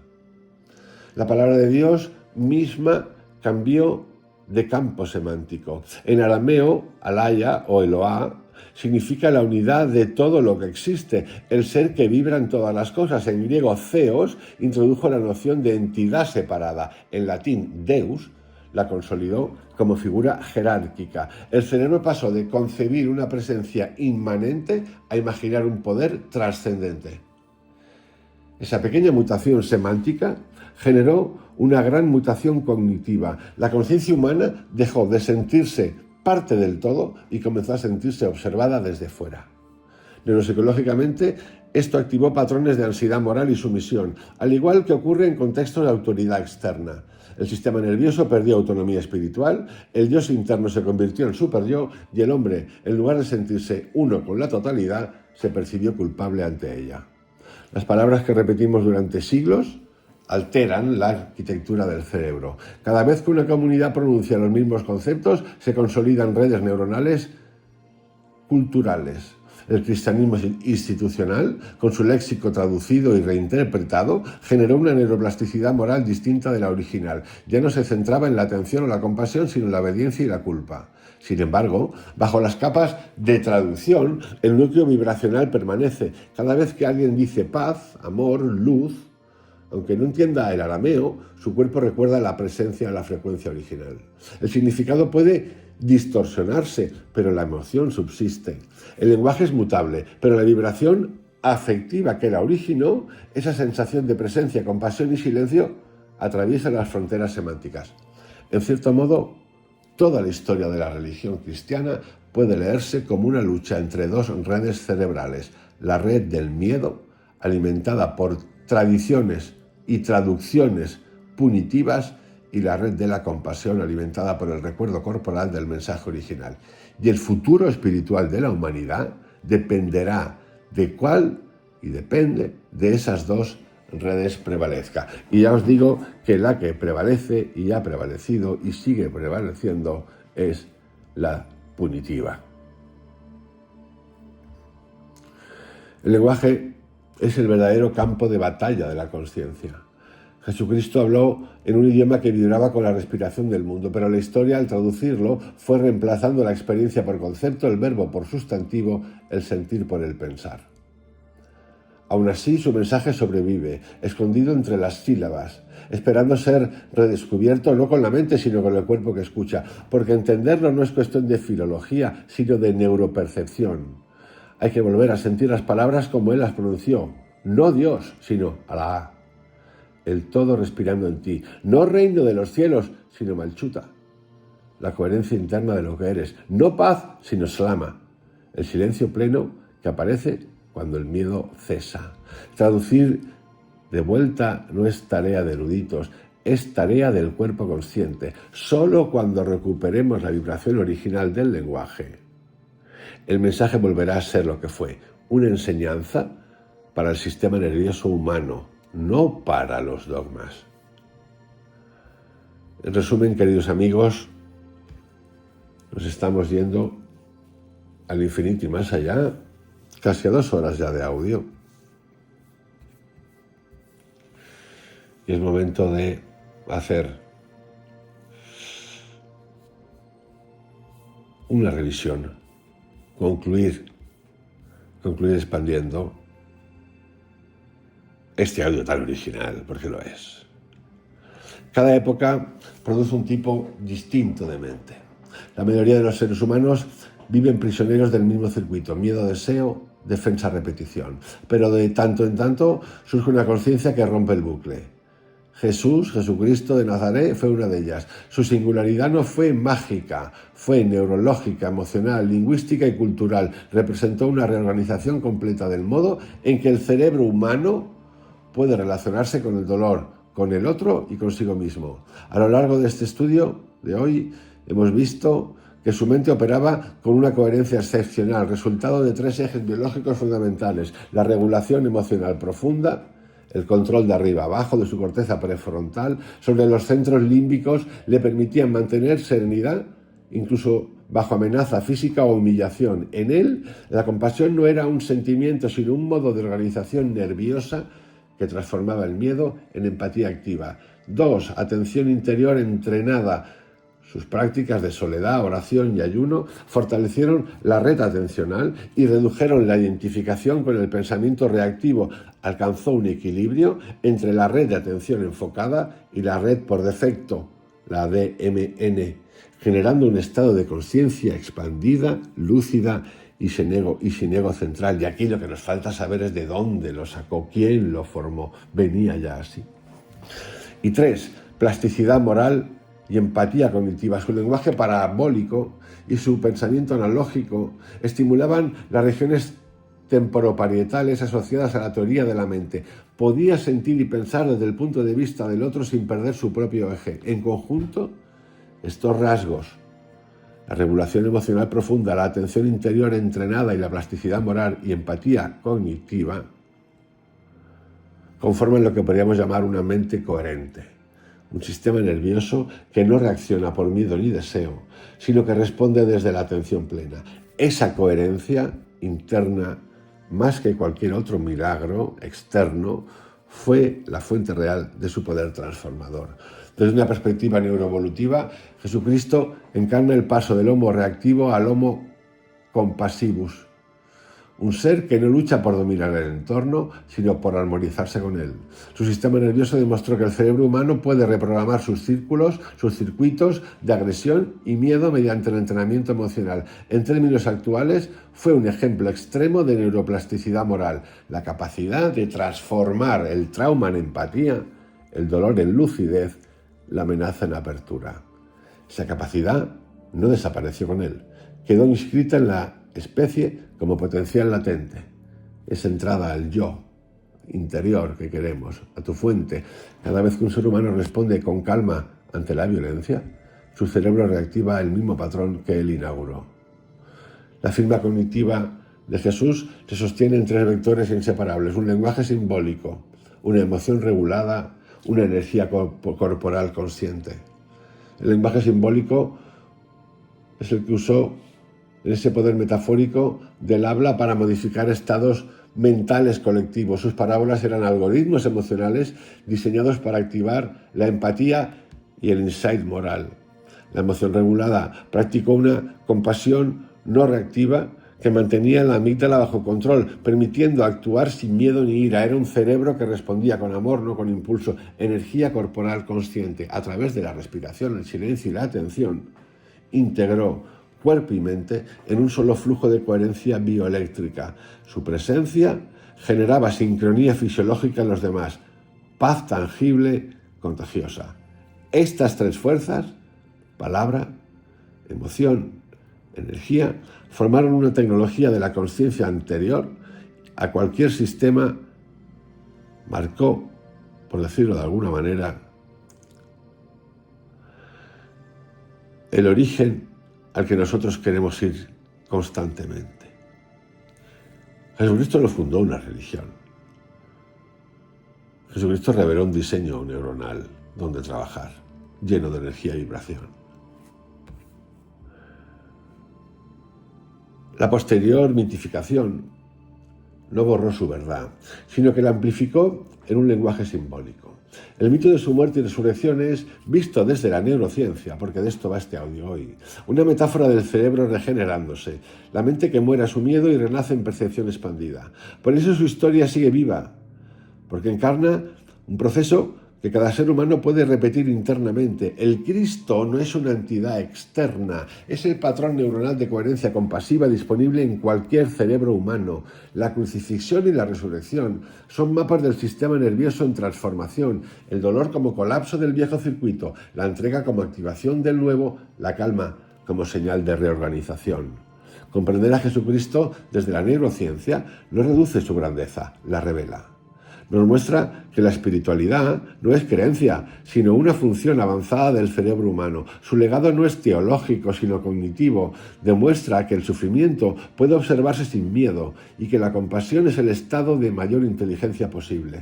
El siglo XXI, con su tecnología y ruido mental, necesita redescubrir ese diseño interior. Cuando la ciencia empiece a estudiar la atención, la respiración y la compasión con la misma seriedad que estudia los genes o los átomos, comprenderá lo que él sabía sin saberlo, que el ser humano no está completo mientras viva esclavo de sus reacciones. Jesucristo no vino a fundar templos, sino a revelar el sistema operativo del cerebro humano en coherencia. Su vida fue el manual de una mente libre. Y aquí, amigos, os dejo una firma cognitiva, una síntesis final, un resumen de la arquitectura cerebral y emocional en 5 rasgos medulares: la atención profunda, foco estable, autorregulación constante, silencio funcional, la compasión lúcida, empatía sin desbordamiento, amor sin apego, el lenguaje metafórico, pedagogía sensorial capaz de reconfigurar el pensamiento moral, resiliencia neurofisiológica, serenidad bajo dolor y asfixia, homeostasis del miedo, coherencia interpersonal, capacidad de sincronizar cuerpos y emociones ajenas por presencia. Esos 5 elementos forman la firma cognitiva de Jesucristo.